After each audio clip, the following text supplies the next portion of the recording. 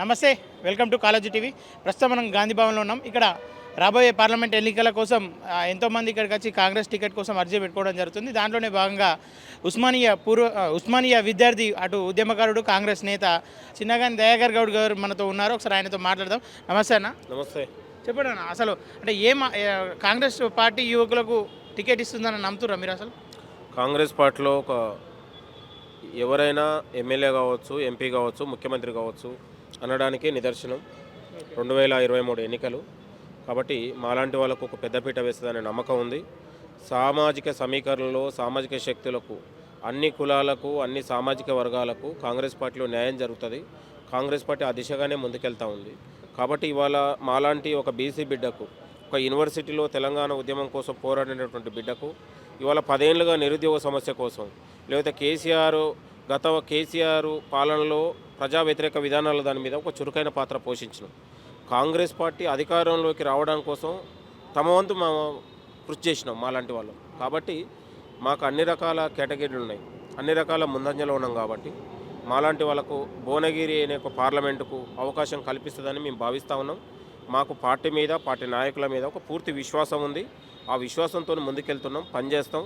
కాంగ్రెస్ పార్టీని అధికారంలోకి తీసుకొచ్చినాం. రేపు రాహుల్ గాంధీని ప్రధానమంత్రి చేయడం కోసం కూడా మాలాంటి యువత 24 గంటలు పార్టీ కోసం పనిచేయడానికి మేము సిద్ధంగా ఉన్నాం. ఓకేనా? అంటే మనం మొన్న అసెంబ్లీ ఎన్నికల్లో చూసుకున్నట్లయితే యువతకు తక్కువ అవకాశాలు కల్పించిన పేరైతే కాంగ్రెస్కి వచ్చింది కదా.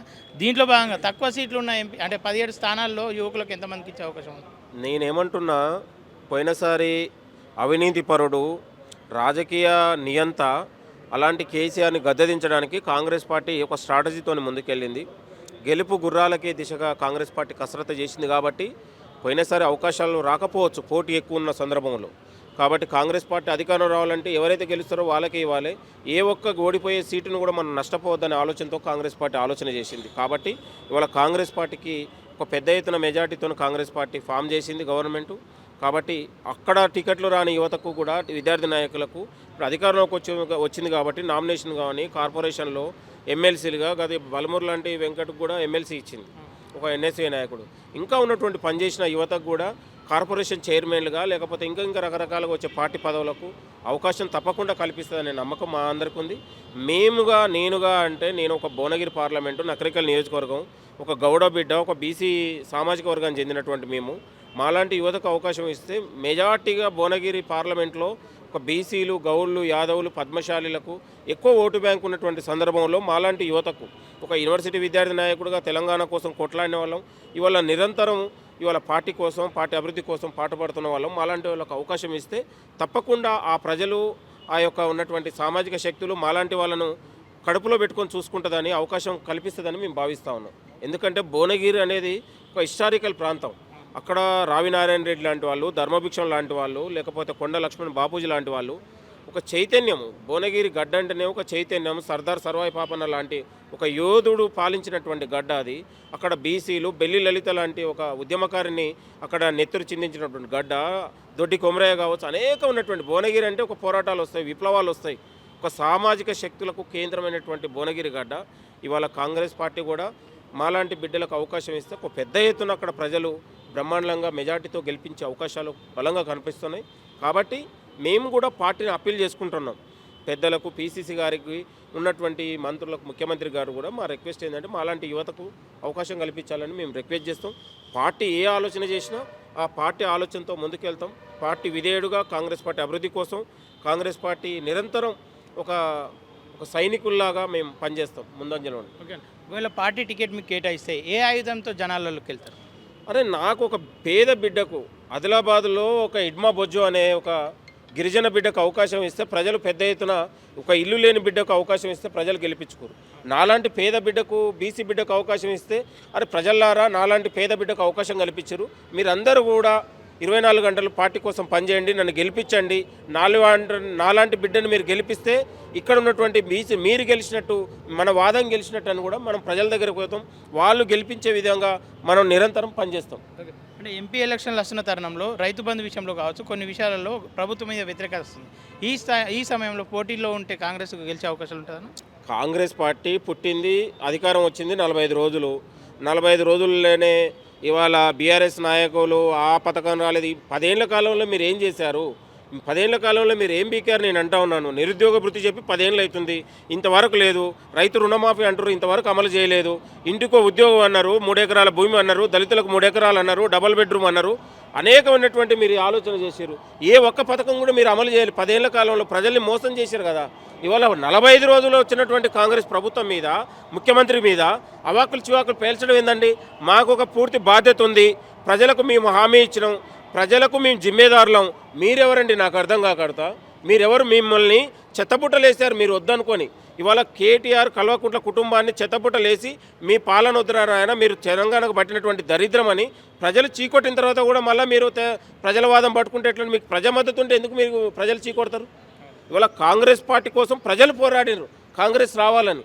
ఒక్కొక్క నియోజకవర్గంలో 100 కోట్లు ఖర్చు పెడితే కూడా తీసుకొచ్చి చెత్తబుట్టలేసి మురిక్కాలు వేసారు. కాంగ్రెస్ పార్టీ ఒక పేద బిడ్డలకు డబ్బులు లేకున్నా ఏది లేకున్నా కాంగ్రెస్ పార్టీ అభ్యర్థుల్ని కష్టపడి ప్రజలు గెలిపించుకోరండి. ఇవాళ కేటీఆర్ మాట్లాడతాడు, అది రాలేదు, నువ్వు ఏం చేసినావు, నువ్వేం బీకినావు? లక్షల కోట్ల రూపాయలు తెలంగాణ సంపదను దోచుకున్నారు కదా మీరు. రోజుకో కథనాలు వస్తూ ఉన్నాయి.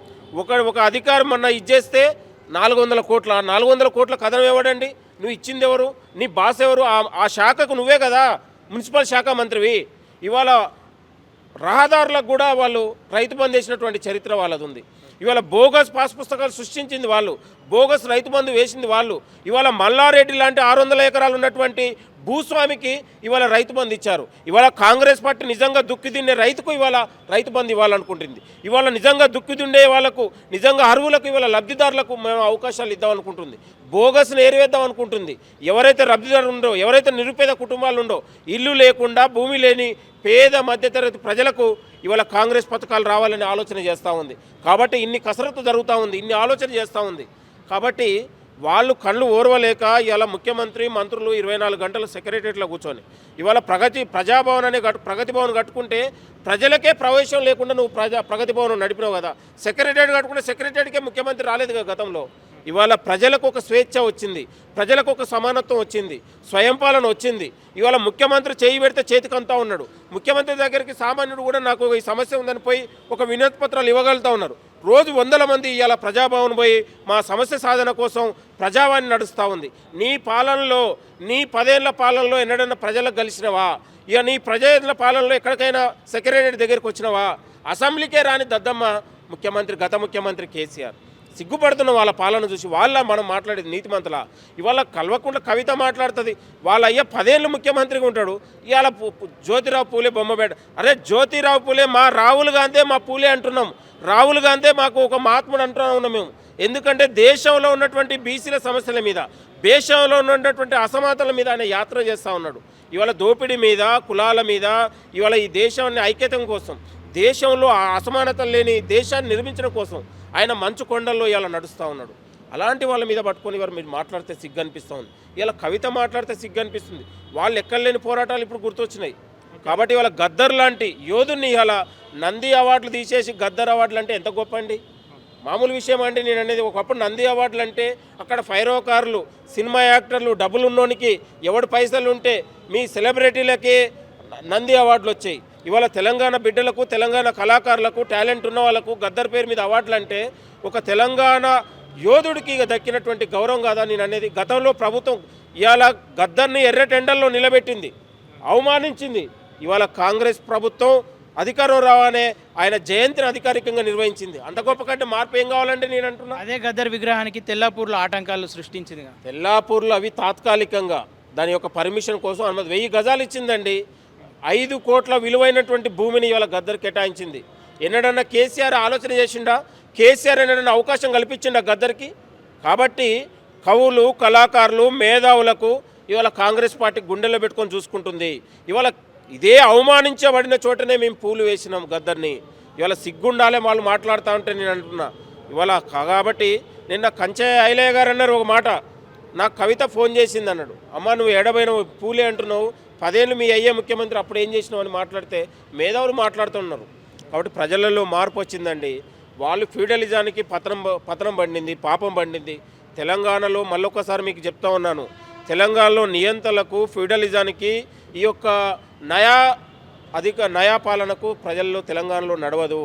ఇక్కడ స్వేచ్ఛ ఎక్కువ, ప్రజలకు పోరాటం ఎక్కువ, అందరికీ ఆలోచన ఉంటుంది. ఇలాంటి దళారులను, ఇలాంటి దొంగలను తెలంగాణ ప్రజలు నమ్మరు, తెలంగాణ ప్రజలు తరిమి కొడతారు. అందులో భాగంగానే ఈరోజు కేసీఆర్ని బొందబెట్టారు. కాబట్టి నీకు టికెట్ వస్తే జనాలకి జనాలకి ఏం చెప్పుకుంటావు? నీకు టికెట్ ఎందుకు ఇవ్వాలని చెప్పేసి నాయకులకి ఏం చెప్పుకుంటావు? నేను విద్యార్థి ఉద్యమాల నుంచి వచ్చిన 20 ఏళ్ళు విద్యార్థి ఉద్యమాల్లో, విప్లవ విద్యార్థి రాజకీయాలలో ఇవాళ నేను ఒక ప్రగతిశీల భావజాలతోని హైదరాబాద్ రాష్ట్రంలో ఆనాడే విద్యార్థుల కోసం, ఫీజుల కోసం పనిచేసినాం. విద్యార్థి నిరంతరం సమస్యలు చేసినాం. కాంగ్రెస్ పార్టీ రాజకీయాలను విశ్వసించి, కాంగ్రెస్ పార్టీ మీద అభిమానంతో 2017లో ఇక్కడే జాయిన్ అయినాను. ఈ గడ్డ మీదనే జాయిన్ అయ్యి కాంగ్రెస్ పార్టీ కండవ కప్పుకొని 8-9 ఏళ్ల నుంచి కాంగ్రెస్ ఊరూరా తిరిగిన, ఈ కండ వేసుకొని ప్రజల సమస్యల కోసం తిరిగిన నేను అనేది. కాబట్టి కాంగ్రెస్ పార్టీ అంటే మనలాంటి వాళ్ళకు, యువతకు కాంగ్రెస్ ద్వారానే న్యాయం, యువతకు భవిష్యత్తు కాంగ్రెస్ ద్వారానే. కాబట్టి విశ్వసించి వచ్చినాం. మాలాంటి వాళ్ళకు బలం అదే. ఈ కాంగ్రెసే మాకు బలం, ఇంకేముంటుందండి. నేను అనేది నాలాంటి బిడ్డలకు అవకాశం ఇస్తే దేశవ్యాప్తంగా తిరుగుతా, తెలంగాణ అంతా తిరుగుతా. నాలాంటి పేద బిడ్డలకు అవకాశం కల్పించారు. ప్రజలారా మీరందరూ కూడా కాంగ్రెస్కి రండి, కాంగ్రెస్కి ఓటేయండి. ఇదే ఆయుధం మనకు, ఇంకా అంతకుమించిన ఆయుధాలు ఏముంటాయండి? నేను అనేది ప్రజలే కదా మనకు, ప్రజలు ఆలోచన చేస్తారు. ఇలా హిడ్మా బుజ్జులు అంటే ఒక పేద బిడ్డని ఎమ్మెల్యేని చేసింది, మాలాంటి వాళ్ళని కూడా చేస్తుందని నమ్మకం ఉంది. Thank you.